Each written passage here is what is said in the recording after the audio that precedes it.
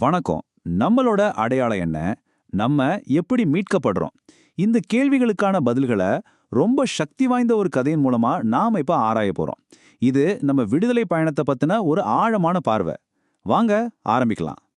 பாருங்க, இந்த ஒரு வரி நம்மளோட முழு பயணத்துக்கும் இதுதான் அஸ்திவாரம். இது ஏதோ சாதாரண அன்பு இல்ல, ஒரு ஆழமான எல்லையே இல்லாத அன்பை பத்தி பேசுது. இந்த அன்பு தான் எல்லாத்துக்கும் மையப்புள்ளி.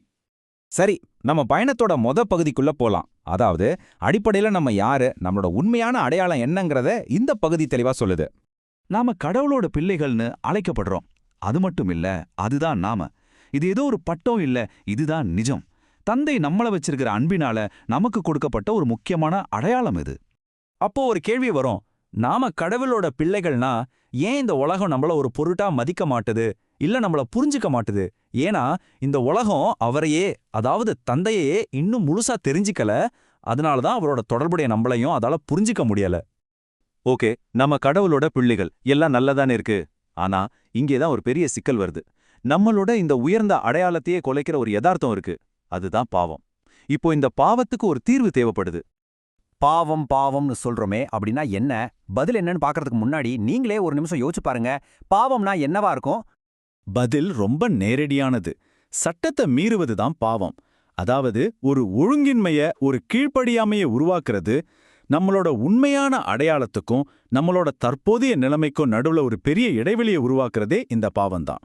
பாவத்தோட தன்மை என்னன்னு பாத்தீங்கன்னா, அது கடவுளோட இயல்புக்கு நேர் எதிரானது. அவர் பாவங்களை போக்குறதுக்காகவே வந்தாரு. அவர்கிட்ட பாவமே இல்ல. அதனால பாவம் செய்கிற யாரும் அவரை பார்த்ததும் இல்ல, தெரிஞ்சுக்கிட்டதும் இல்ல. அவர் கூட இருக்கிற யாரும் தொடர்ந்து பாவம் செஞ்சுக்கிட்டு இருக்க முடியாது. பாத்தீங்களா இது எவ்வளவு பெரிய பிரிவினை உண்டாக்குதுன்னு?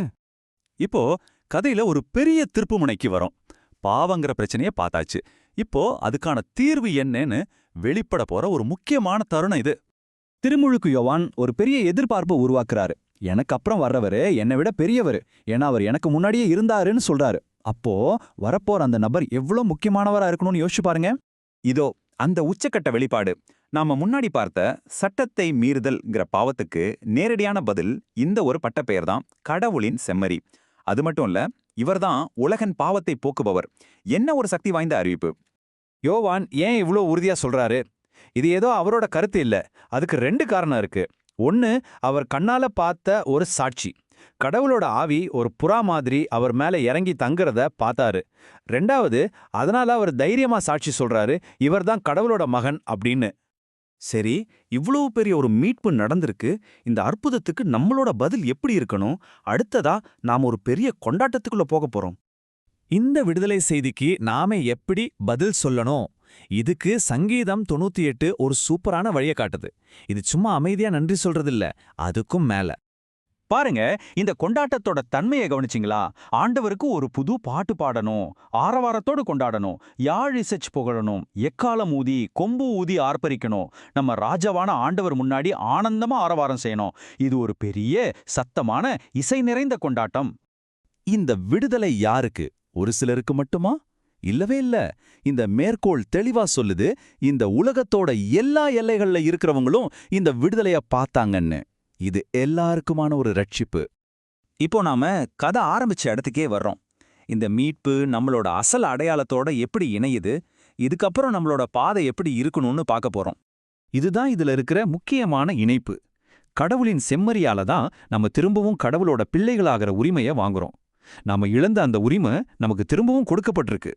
இந்த ஸ்லைடு நம்மளோட நம்பிக்கைக்கும் செயலுக்கும் இருக்கிற தொடர்பை அழகா விளக்குது. ஒரு நாள் நாம அவரை போலவே மாறுவோங்கிறது நம்மளோட நம்பிக்கை. இந்த நம்பிக்கை சும்மா இல்ல. இந்த நம்பிக்கை இருக்கிற ஒவ்வொருத்தரும் அவர் தூய்மையா இருக்கிறது போலவே தங்களையும் தூய்மையாக்கிக்கிறாங்க. அதாவது நம்ம அடையாளங்கிறது வெறும் ஒரு நிலை இல்ல, அது செயலுக்கான ஒரு அழைப்பு. சரி, இந்த முழு கதையையும் கேட்டுட்டோம். இப்போ கடைசியா ஒரு கேள்வி. இதெல்லாம் உங்க தனிப்பட்ட வாழ்க்கைக்கு எப்படி பொருந்தும்? இன்னைக்கு நீங்க கடவுளோட பிள்ளையா வாழ்றதுக்கு என்ன அர்த்தம்? உங்க செயல்ல, உங்க எண்ணங்கள்ல, உங்க உறவுகள்ல இது என்ன தாக்கத்தை ஏற்படுத்துது? இத கொஞ்சம் யோசிச்சு பாருங்க.